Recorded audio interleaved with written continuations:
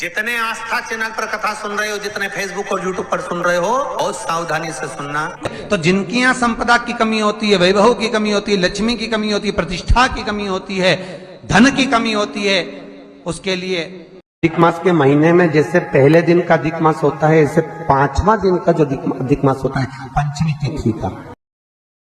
एक छोटा सा प्रैक्टिकल है, आप करके देखेंगे तो बाबा कुबेर भंडारी वैसे ही भंडार भर देगा। पंचमी तिथि का अधिक मास शास्त्र कहता है कि जिसके घर में संपदा की कमी हो, पैसा आ ही नहीं रहा हो, शब्द उलझ गया हो, बहुत टेंशन चल रहा हो, 3 साल में एक बार अधिक मास आता है। अधिक मास की पंचमी तिथि के दिन गन्ने का रस जानते हैं, ईख का रस, गन्ने का रस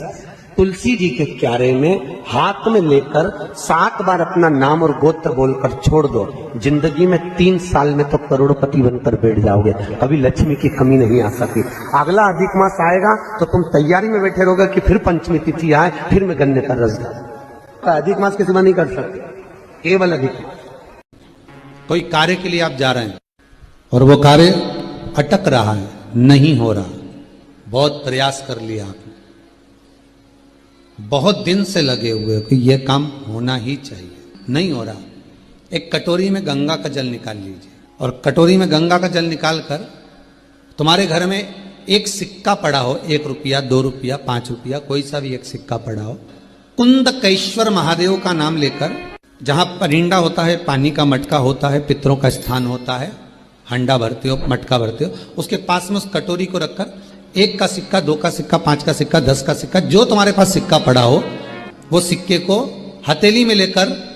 कुंदकेश्वर महादेव का नाम लेकर उस कटोरी में डाल दीजिए और उस जल को नैनों से लगाकर आप काम के लिए निकल जाइए, वो काम आपका सफल होगा। कहते हैं बेलपत्री का मात्र स्पर्श, जब बेलपत्री चढ़ाने वाला डंडी को पकड़कर चढ़ाता है, मैं समझ जाता हूं कि ये कहीं ना कहीं चिंताग्रस्त है। जब बेलपत्री चढ़ाने वाला मध्य भाग को पकड़कर चढ़ाता है, मैं समझ जाता हूं कि इसकी ग्रह दशा के अंतर्गत घर में इसको चिंता बहुत है। जब बेलपत्री 2 पत्तियों का स्पर्श कर कर चढ़ाता है, मैं समझ जाता हूं संतान के रोग और बीमारी का तकलीफ है। जब बेलपत्री बीच की पत्ती को पकड़कर वो मुझे समर्पित करता है, मैं समझ जाता हूं इसको वैभव और धन की कमी है। जब बेलपत्री थोड़ी सी भी गीली होती है, जब वो चढ़ाता है, मैं समझ जाता हूं कि इसके तन में कोई रोग समाया हुआ है, बेलपत्री में कोई टूट पीछे रह जाता है और ये समर्पित करता है, मैं समझ जाता हूं अदालत का कोई केस चल रहा होता है। बेलपत्री का मात्र एक स्पर्श तक बता देता है कि बेलपत्री चढ़ाने वाला किस भाव से बेलपत्री चढ़ा रहा है और चढ़ाकर महादेव ने उसको कैसे स्वीकार करा, ये तक हमारा स्कंद पुराण, लिंग पुराण और शिव पुराण बता देता है कि बेलपत्री चढ़ाने का तरीका क्या है। इससे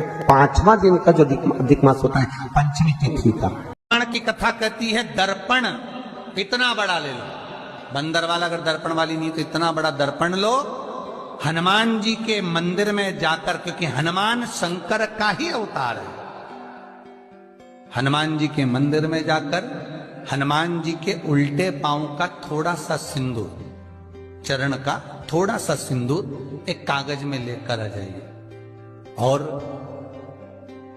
हनुमान जी के छोटे भाई, हनुमान जी 6 भाई हैं, उसमें गतिमान, हनुमान जी के छोटे भाई गतिमान का नाम लो और गतिमान का नाम लेकर उस दर्पण पर सिंदूर से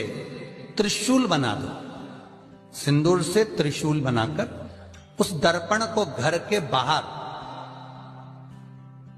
दर्पण का मुख बाहर की ओर, ऐसे बाहर की ओर मुख कर कर दर्पण को घर के बाहर या दरवाजे पर, बिल्डिंग पर, ऊपर जाली में, फ्रंट में, कहीं पर भी उसको लगा दीजिए। महाराज केवल शंकर का स्मरण कर कर, गतिमान का नाम लेकर, हनुमान के उल्टे पांव का सिंदूर का त्रिशूल बनाकर जो दर्पण को लगा देता है, आपको 1 महीने के अंदर अंतर मालूम पड़ जाएगा कि पिछले जो महीने निकले हैं उस महीने का अंदाजा लगाना कि घर में लोग कितने बीमार पड़ते थे और इस दर्पण को लगाने के बाद बीमारी कम हुई कि नहीं। श्री शिवाय नमस्तुभ्यम, सब बोलिए एक बार जमकर, श्री शिवाय नमस्तुभ्यम। प्रैक्टिकल जरूर करना, कहीं सियोर वाला महाराज झूठ तो नहीं बोल रहा। शास्त्रों की बातें हमारे जीवन में हमें सुख प्रदान करे, इसलिए इस भाव का आनंद करते हुए आज की कथा को विराम देते हैं। श्री शिवाय नमस्तुभ्यम। मेरे चैनल को सब्सक्राइब करें, बेल आइकन प्रेस करें, जिससे कि आपको लेटेस्ट वीडियो की नोटिफिकेशन मिल जाएगी।